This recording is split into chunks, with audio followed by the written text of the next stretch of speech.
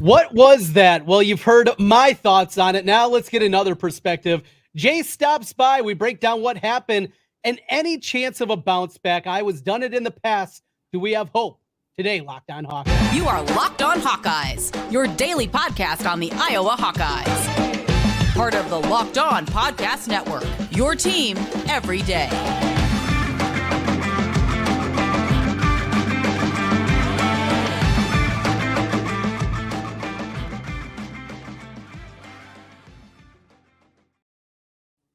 Welcome in. I'm Trent Condon. That's my buddy Jase, and this is the Locked On Hawkeyes podcast. Thanks for making Locked On Hawkeyes your first listen every day. We're available wherever you get podcasts. Make sure to hit up a 5-star review while you're there, or you can watch us on YouTube. Hit the subscribe button.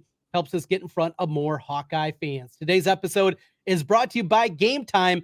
Download the Gametime app, create an account, and use code LOCKEDONCollege for $20 off your first purchase. Biz, good to see you again. Won't be seeing you this weekend, unfortunately, as I was back home at Kinnick Stadium. Night game, always a fun environment, regardless of how frustrated we are. But we're here to talk a little bit about the past, and it is Penn State. What a frustrating performance on Saturday night. Yeah, it's probably, I don't know how you do the instant reaction podcast, Trent. Fortunately, you don't talk to me until Tuesday usually, and by then my perspective has always changed. If you'd have talked to me Saturday night or Sunday morning, there probably would have been a lot more anger and a lot more swearing. But with 48 hours of perspective, you always realize this is just what Iowa football is, Trent. It's they're always enough to get your hopes up, and then occasionally put up performances like Saturday where you just all you can ask is, what the hell was that? I mean, that was embarrassing. I mean, there's not much I can say that everybody else. I mean, no matter what angle you take, you're right. I mean, you can say the offense is terrible. It was. You can say the defense wasn't as good as it usually is. You're right. You can say that Brian Ferentz needs to go. You're right. You can say that our offensive line's terrible. You're right. You can say we got no wide receivers. You're right.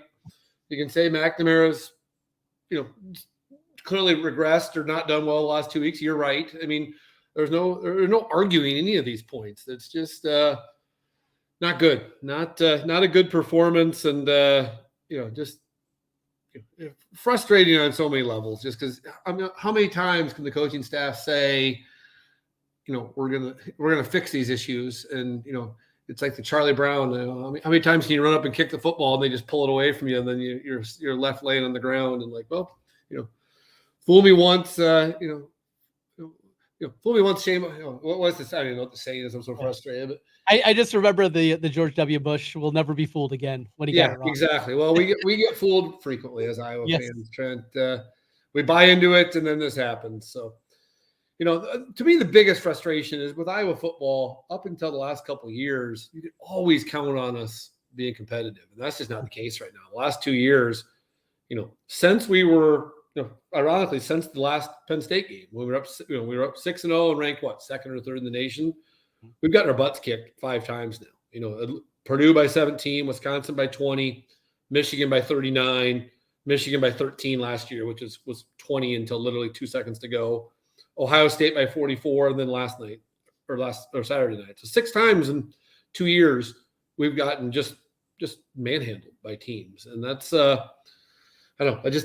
for the longest time, that didn't happen with Iowa football. It used to be the anomaly. Now it's become kind of it's become way, way too regular over the last couple of years.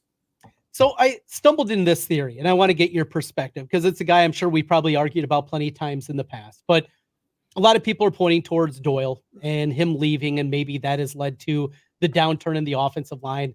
I struggle to believe that, as good as the defensive line has been. Every other position group, we haven't seen any kind of physical step back. But people made that argument. I went a different direction, though. And 2 years ago, another guy left the staff, and that's Ken O'Keefe. Brian's teams early in his tenure offensively, though they weren't great, they at least were okay. It felt like they were scheming, they were doing things. And these last 2 years, and you can blame the offensive line woes for it, but not having a real quarterback coach, not having a guy that has any clue about anything mechanically that can be done, not having a clue about how to actually coordinate an offense. I believe, or at least it's a theory, that the loss of Ken O'Keefe is more significant than we probably initially realized. A guy that definitely did help with the game planning and the scheming. You look at his offenses, they're immensely better than anything Brian's tried out the last 7 years when he was the offensive coordinator. Am I onto something here? Can he go down that road with me? Boy, that's a unique theory, Trent. Who'd have thought that we'd reach the point where our offense was so bad that we were begging for the days of Ken O'Keefe. That's I don't know. Part of the thing is, I mean, you look back, Ken O'Keefe, Greg Davis, Brian Ferentz. I mean, the nature of the job is you're going to get you're going to get criticized. You're going to get criticized heavily. But I don't know. I don't buy either theory, to be honest with you. I don't think Doyle being gone is the reason we're not very good right now, and I don't think that O'Keefe being gone is the reason. I mean, could they play a small role? Sure, but I don't know. To me, it's just simple. We don't have much offensive talent. There's just not much there. I mean, there's the most talented guy in our offense is Luke Lachey, and he's out right now. And then we also, on top of not having much talent, we're not executing very well. I mean, Iowa football offensive line, when they are good, they are a well-oiled machine.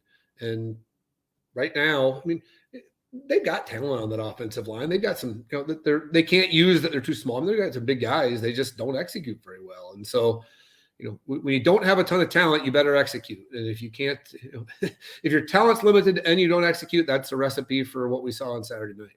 I mean, you're going to get whooped by teams that are, we're not as talented as Penn State. Everybody knows that. So you better out execute them. And we sure as heck didn't do that. I mean, their execution, give them credit. I mean, they followed the game plan that Michigan used last year. I think we talked about it last week. I said, if you do what Michigan did last year, don't make mistakes, and you just stay patient and take what I was going to give you, we're in trouble. And that's exactly what Penn State did.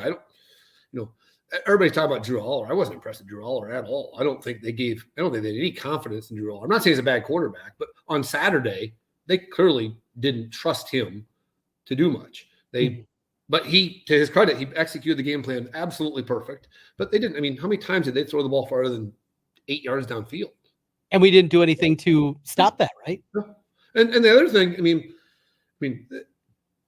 everything went wrong the first half. I mean, you can complain about every break went their way the first half, and we're still 10-0 game. And honestly, first quarter, what were we up 59-1 in yards at one point? I mean, first quarter, we actually executed really well offensively, and then unfortunately, once you run out of the play sheet, and you have to actually, once your scripted plays are done, you might as well just burn our team to the ground. But after that first quarter, I mean, go look at the third quarter. Have you seen the stats for the third quarter, Trent? Well, the second and third combined are ridiculous. What was it? 15 plays for negative 10 yards. I can't remember what it was. Well, the third quarter, I went just looking at the third, because the third quarter, and the third quarter shows that the defense clearly deserves some of the blame here also. I mean, as much as the offense, absolutely not. But third quarter, you come out of the break, there's no excuse. I mean, I get it. By the fourth quarter, we were gassed. But third quarter, you're not tired. No. Half-times in college football take forever. Yeah. And they come out, and third quarter, there's only 4 drives in the whole quarter, 2 for each team. Their 2 drives were 29 plays, 151 yards. 27 out of the 29 plays went for positive yardage. There was 2 incompletions. Other than that, they just methodically pushed us up and down the field. 2 touchdown drives, 151 yards. Our 2 drives combined, 4 plays, negative 9 yards, 0 positive yardage plays. You had 0, 0, -3, and -6, and a turnover. I mean, you can't. That's as bad of a quarter of football as you can get on both sides of the ball. So, I mean, the defense could have played out of its mind, and we were still going to lose. But that third quarter, the defense got their butt kicked just as bad as the offense did. I mean, that was a bad quarter of football. Biz, I was relatively optimistic. Everything that possibly could have gone wrong did in the first half. Iowa, for the first, 8-10 minutes of the game, was outplaying Penn State. They easily could have at least been up 3-0 and not 7-0 without the fumble there. They're moving the football. They're doing things, and yet all the breaks start kind of piling up. A couple of calls don't go Iowa's way.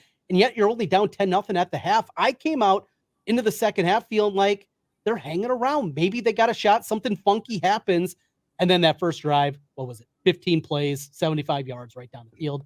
And at that point, it was over. It was 17-0. This team was not coming back from the 3-score deficit. But it was crazy how quickly that changed too. And that's on the defense. Like you said, there's no excuse. You come out of the locker room and get physically dominated like that in that first drive, it's game over. They knew that, and that was a frustrating element when you do point some of the fingers at the defense. Well, and I get that Iowa's defense is always going to have a bit of a bend but don't break element. But at some point, it was shocking to me because Phil Parker is an absolute genius at in-game adjustments. But for whatever reason, we just never adjusted, and we let him just dink and dunk us to death. I mean, Cooper DeJean at least twice just gave a 10-yard cushion on 3rd and 7. Like, you want 8 yards? There's your 8 yards. I don't get that. He's your best player. Come up, go press coverage, and make Drew Aller go over the top on you. It's a wet night, wet football. Adjust. I mean, rarely can you complain about Phil Parker, but I thought his in-game adjustments were odd on Saturday. I didn't feel like we made any, and I feel like we just sat back and let them dink and dunk us to death. I mean, at some point, you got to put a little more pressure on. You got to come up and bump and run. If they're going to beat you, make them go over the top. I mean, again, the defense wasn't the reason we lost the game, but no.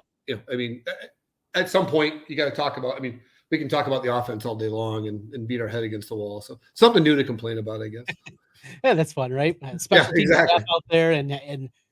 Was it you that was arguing that was on Cooper DeJean that he didn't Yes, I still feel like Cooper. Yeah, I will go to my grave arguing that Cooper DeJean's got to be way more aggressive in coming up, screaming Peter. I mean, he clearly was like pointing in that direction, but I love Cooper DeJean. The guy's a great player, but he has not looked very comfortable as a punt returner. He's not come up and got some balls a few times. He's had a couple where he just doesn't look comfortable out there. On that situation, you've got to be screaming bloody murder. And I get it. It's 110,000 people, so maybe you're not going to hear it anyway. But he deserves at least some portion of the blame for that, because neither of those guys, it was what Diaz, Fernandez, and someone else bowled him. Neither of them moved an inch. So clearly they didn't hear him. So, I mean, it was shitty luck. But there's at least some blame to be put on him for not coming up and making a little more noise than that. But, yeah, again, we're finding new things to complain about.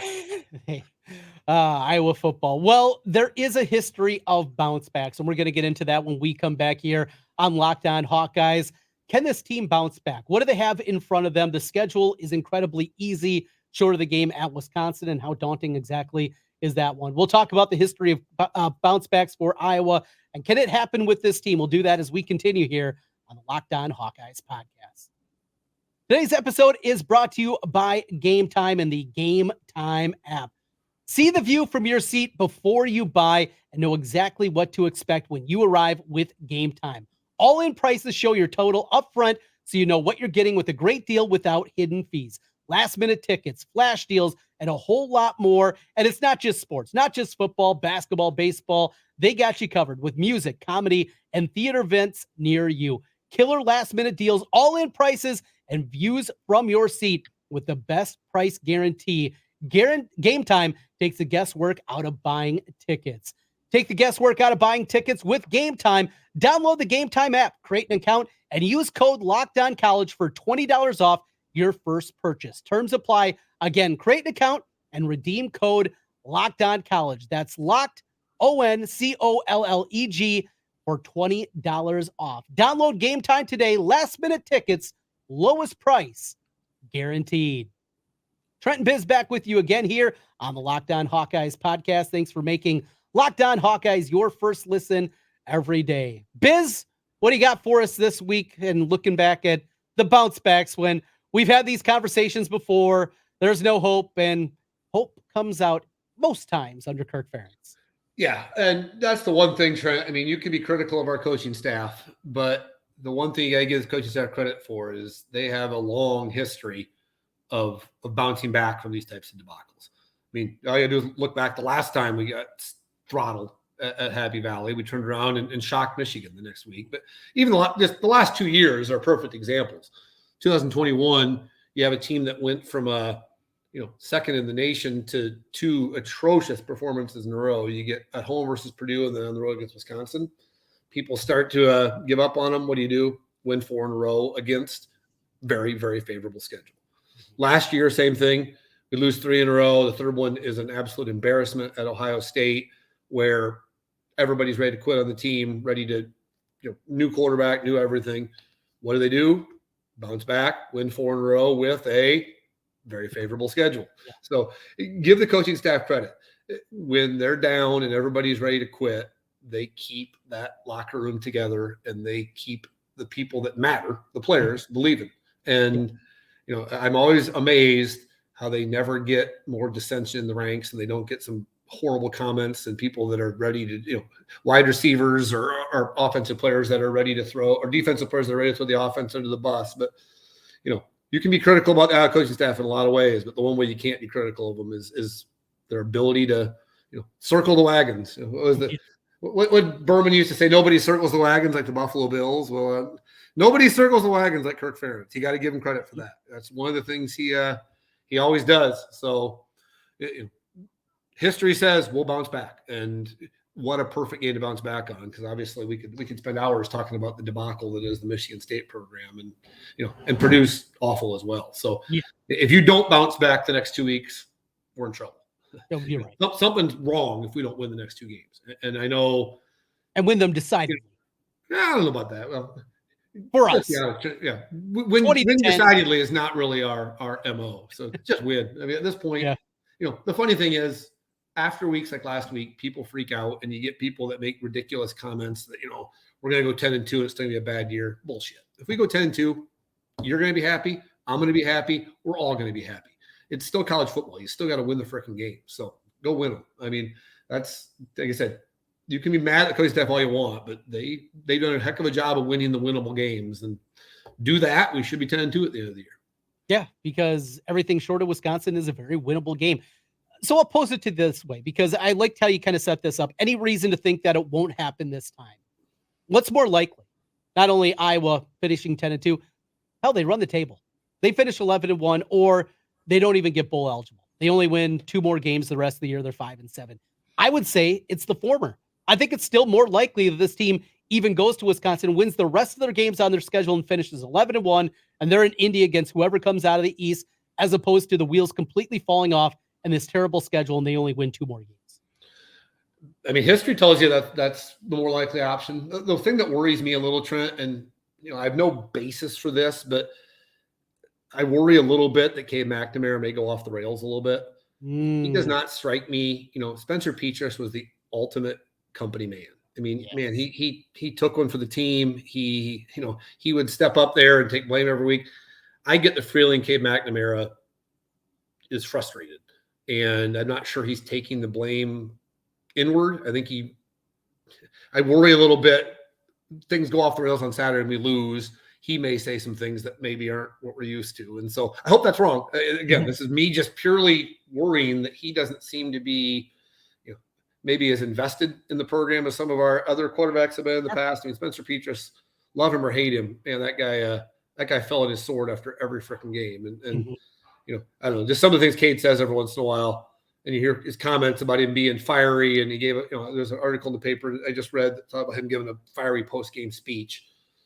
That's great if you're willing to take some accountability yourself too, because you sucked. I mean, you were 5 for 14, and you didn't complete outside the first completion of the game. You didn't complete a pass farther than 1 yard down the field. So you got to take some accountability of that yourself. And I'm not saying he hasn't, but I'm not sure he's taken the accountability to the level that maybe some past Iowa quarterbacks have. So that is my one worry about. History shows you that this team usually will bounce back, but I'm not sure they're as quite as gelled and together as maybe some of the other locker rooms have been in the past. So yeah, I mean, we'll find out this week. I mean, it's pretty simple. You lose to Michigan State, this thing's going to snowball. Yeah. Kirk talks about leadership more than any coach in any sport that I've ever heard. I've never heard a coach talk about leadership as much as he does. It's incredibly important in what they are. Well, they went out there and they brought in 8 new guys, right, from the transfer portal. That's something that they never had. And that team building, I guess, the way that the program is built, it is a little bit different. It's fractured a little bit more. You have guys that are looking more probably for themselves than they are ultimately about wearing a Hawkeye uniform. It was, for pretty much every single one of them, it was just the best opportunity, right? It was maybe the only chance to play Big Ten football or to move up to the BCS left. So with all those things, yeah, I understand where you're going, and yeah, great. Hope I'm wrong. I mean, I hope, again, I want to be careful. I don't want to say that Cade McNamara has been a bad team. I don't think he has. I don't think he's shown anything yet, but you can tell there's a bubbling frustration in him that could boil over if things go bad. I hope we don't get to that point. I hope we beat Michigan State, 31-14. Everyone's happy, and we start focusing on, let's win out.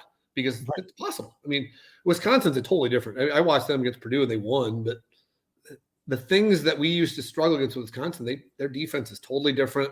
They're now kind of a spread it out type team, which is, they've only got one running back now. I think Malusi's probably out for the year, isn't he? I mean, I think he had the same looked like the same injury as Lachey. So, I don't know. There's not a game on the schedule we can't win, but as we all know, there's also not a game on the schedule we can't lose as an Iowa team also. Absolutely. Well, Biz, we're going to wrap things up here, and we are going to look towards this week, our locks of the week when we come back, presented by FanDuel. We'll do that as we continue here on the Locked On Hawkeyes podcast. Today's episode of Locked On Hawkeyes is brought to you by DoorDash. Well, we've all had that incident, right? Making something in the oven, you get away, you forget to set the timer, you got burnt food. What are you going to do? You're going to call DoorDash. You've trusted DoorDash as well to deliver your restaurant favorites, and now you can also get grocery delivery that actually delivers to you. No more having to drive to the store to do it. No, they will bring it right to your front step. Thousands of grocery stores to choose from. You'll find the best in your neighborhood and boost your local economy with each and every order. You'll get exactly what you ordered, or they'll make it right. Sit back and enjoy quality groceries just like you picked them out yourself. Want even more value? You can save all your grocery and restaurant favorites with $0 delivery fee on all eligible orders with a Dash Pass membership. Get 50% off your first DoorDash order up to a $20 value when you use code LOCKEDONCOLLEGE at checkout. Limited time offer, terms apply. That's 50% off up to a $20 no minimum subtotal with zero delivery fees on your first order when you download the DoorDash app in the App Store and enter code LOCKEDONCOLLEGE. Don't forget, LOCKEDONCOLLEGE, that's the code you want to use for 50% off your first order with DoorDash. Trent and Biz back with you one final time on the Locked On Hawkeyes podcast. All right, Biz, locks of the week. How'd you do last week? I won again. I'm 2-0. I had the Fighting Utes, and they covered. So that was a good one. I don't remember yours. Do I have to remember your pick for you also?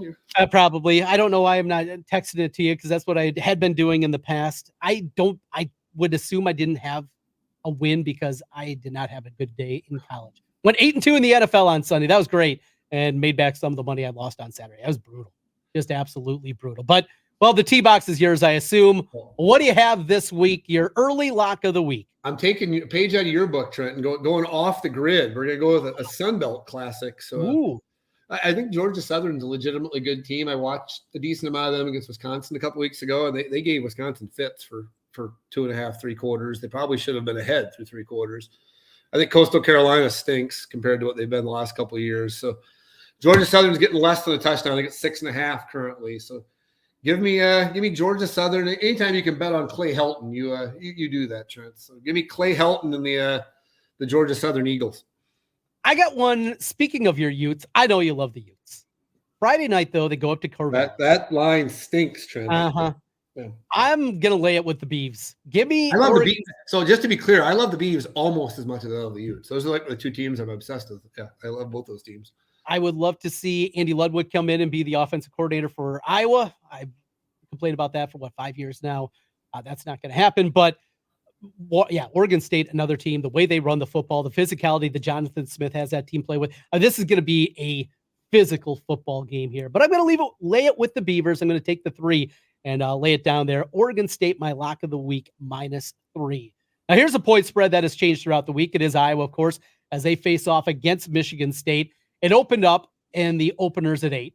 It is moved up quickly to 11.5. I saw there was a 12.5 and a 13 that popped on the board. That was quickly bought back down to 12.5. But 11.5, 12.5, those are in the market right now. Hawkeye is a double-digit favorite at Kinnick Stadium, something that has not been great throughout the Kirk Ferentz tenure. Yeah, I saw somebody post at one point. They claimed it was 6.5 at some point. Man, I would have loved to get Iowa at 6.5. I don't think that ever actually got available to the public. Maybe it was out there before. The lowest I ever saw was 9.5. But once it gets above 10, I'm not sure anybody in good conscience can feel confident about betting the Hawks to beat anybody by more than 10 points right now.